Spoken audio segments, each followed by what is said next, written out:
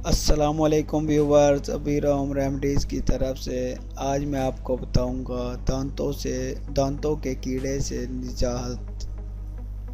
आपने अक्सर सुना होगा जब हम खाना खाते हैं और दांत साफ नहीं करते तो खाने के अज्जा दांतों में रह जाते हैं और इस तरह दांतों में कीड़ा लगना शुरू हो जाता है और वो सड़ जाते हैं।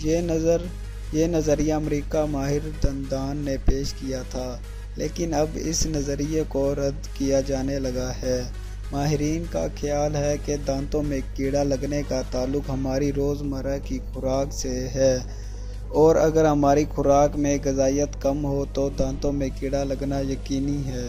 तहकीककार डॉक्टर वेस्टन प्राइस का कहना है कि अगर खाने में लम्हियात, मिनरल्स, विटामिन और ग़िज़ाइयत कम हो तो हमारी हड्डियां और दांत कमज़ोर होना शुरू हो जाते हैं।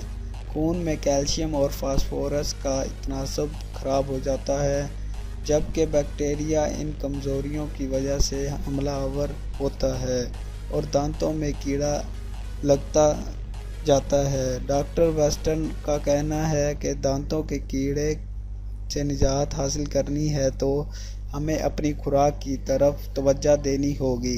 इसका कहना था कि रोज़ाना की खुराक में नारियल का तेल, गोश्त, डेयरी, सी फूड का इस्तेमाल करें तो बहुत मुफीद है। मज़ीद वीडियोज़ के लिए मेरे चैनल को प्लीज़ सब्सक्राइब ज़रूर करें और वीडियो को शेयर करना मत भूलें। शुक्रिया।